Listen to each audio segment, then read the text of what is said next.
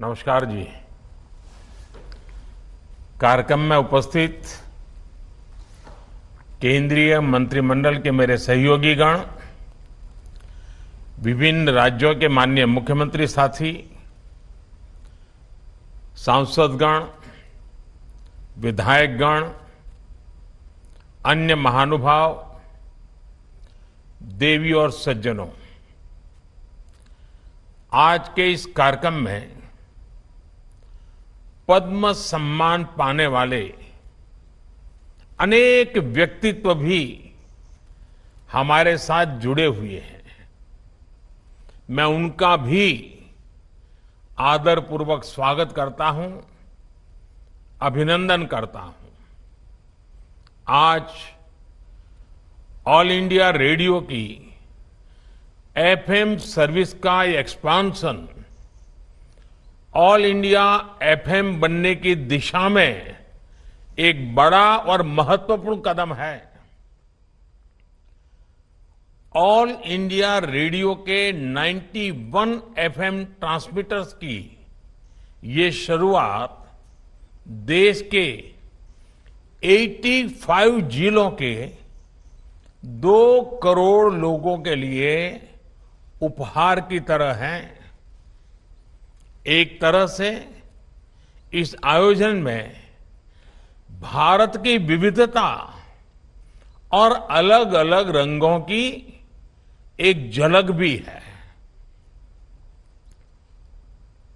जिन जिलों को कवर किया जा रहा है उसमें एस्पिरेशनल डिस्ट्रिक्ट्स, एस्पिरेशनल ब्लॉक्स, उनको भी सविशेष इसका लाभ मिल रहा है। मैं ऑल इंडिया रेडियो को इस उपलब्धि के लिए बहुत बहुत बधाई देता हूं। इसका काफी लाभ हमारे नॉर्थ ईस्ट के भाई बहनों को होगा, युवा मित्रों को होगा। इसके लिए उन्हें मैं विशेष तौर पर बधाई देता हूं। साथियों, जब बात रेडियो और एफएम की होती है तो हम जिस पीढ़ी के लोग हैं, हम सबका रिश्ता एक भावुक श्रोता का भी है। और मेरे लिए तो ये भी खुशी है कि मेरा रिश्ता एक होस्ट का भी बन गया है। अभी कुछ दिन बाद ही मैं रेडियो पर मन की बात का 100वां एपिसोड करने जा रहा हूं। मन की बात का ये अनुभव देशवासियों से इस तरह का भावनात्मक जुड़ाव केवल रेडियो से ही संभव था।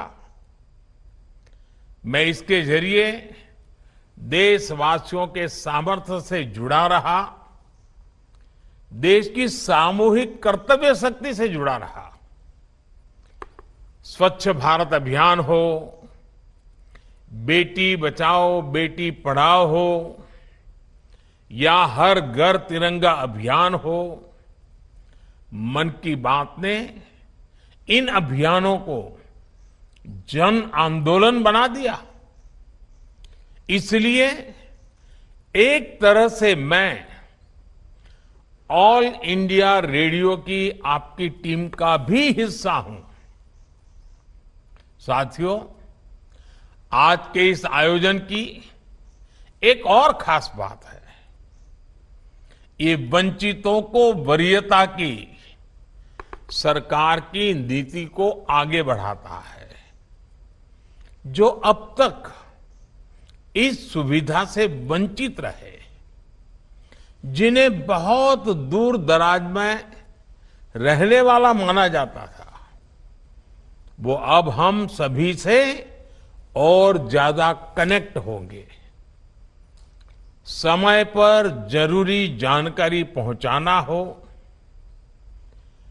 कम्युनिटी बिल्डिंग का काम हो, एग्रीकल्चर से जुड़ी मौसम की जानकारियां हो, किसानों को फसलों, फल, सब्जियों की कीमत की ताजा जानकारी हो, केमिकल खेती से होने वाले नुकसान की चर्चा हो, खेती के लिए आधुनिक मशीनों की पुलिंग हो, महिलाओं के सेल्फ हेल्प ग्रुप को नए बाजारों के बारे में बताना हो, या फिर किसी प्राकृतिक आपदा के समय पूरे क्षेत्र की मदद करना, इन एफएम ट्रांसमीटर्स की बहुत अहम भूमिका रहेगी।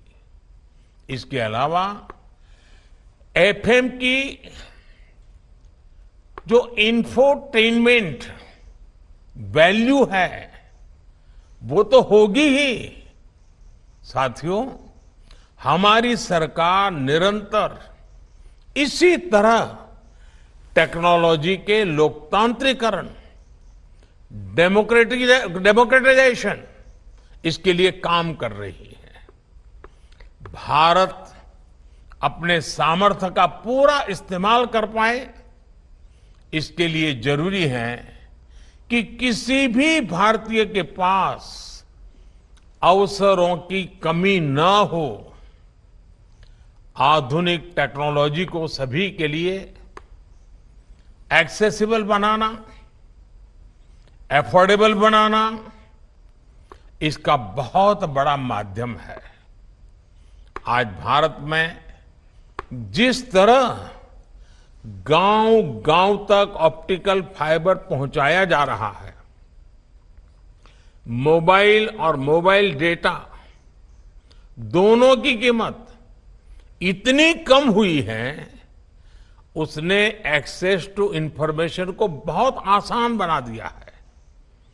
आजकल हम देखते हैं देश के कोने कोने में, गांव-गांव में नए डिजिटल एंटरप्रेन्योर्स बन रहे हैं।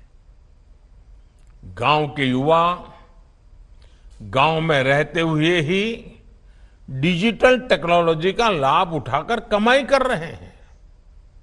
इसी तरह जब हमारे छोटे दुकानदारों को, रेहड़ी पटरी वाले साथियों को इंटरनेट और यूपीआई से मदद मिली, तो उन्होंने बैंकिंग सिस्टम का लाभ लेना भी शुरू कर दिया।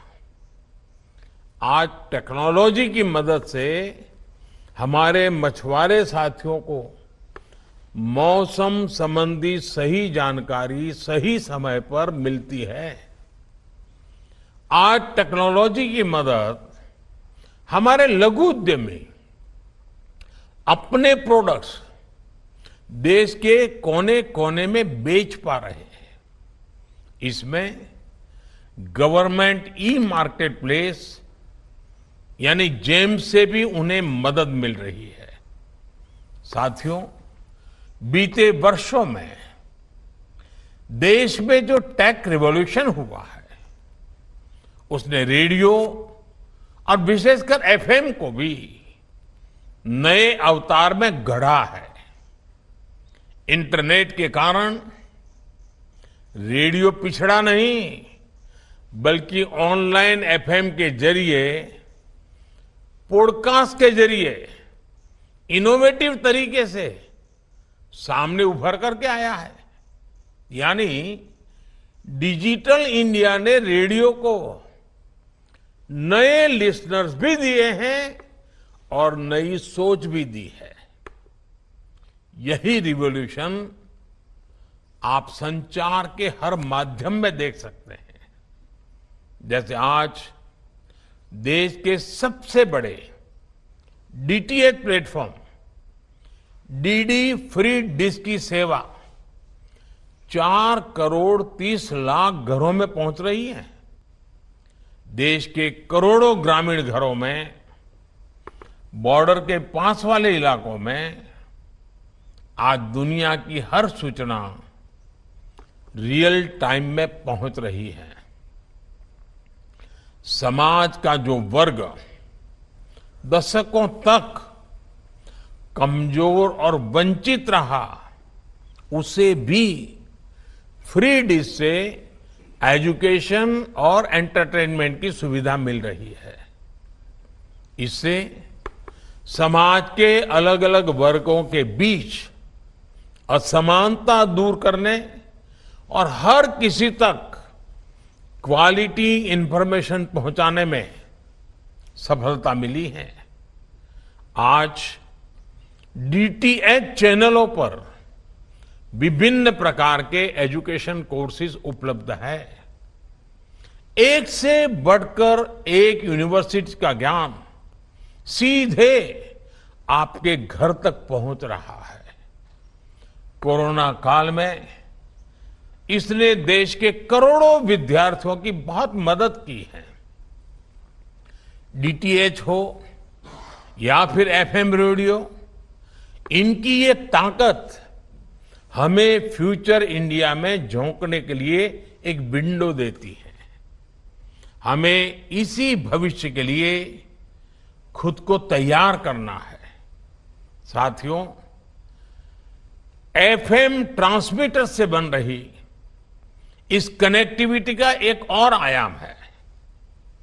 देश की सभी भाषाओं और विशेष रूप से 27 बोलियों वाले इलाकों में इन एफएम ट्रांसमीटर्स से ब्रॉडकास्ट होगा। यानी ये कनेक्टिविटी सिर्फ कम्युनिकेशन के साधन को ही आपस में नहीं जोड़ती, बल्कि लोगों को भी जोड़ती है। ये हमारी सरकार के काम करने के तरीके की एक पहचान है। अक्सर जब हम कनेक्टिविटी की बात करते हैं तो हमारे सामने रोड, रेल, एयरपोर्ट की तस्वीर उभरती है। लेकिन हमारी सरकार ने फिजिकल कनेक्टिविटी के अलावा सोशल कनेक्टिविटी को बढ़ाने पर भी उतना ही जोर दिया है।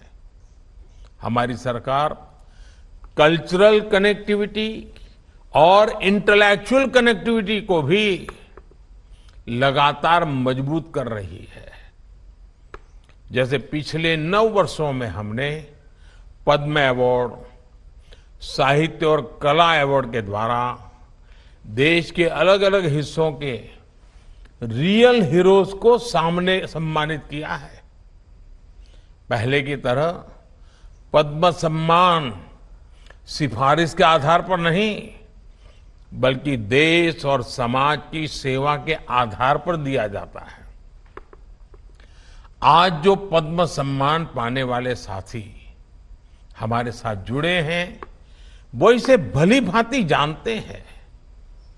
देश के अलग अलग हिस्सों में तीर्थ स्थलों, धार्मिक स्थानों का कायाकल्प होने के बाद एक राज्य का व्यक्ति दूसरे राज्य में जा रहा है। पर्यटन स्थलों पर लोगों की बढ़ती संख्या देश में कल्चरल कनेक्टिविटी बढ़ाने का प्रमाण है।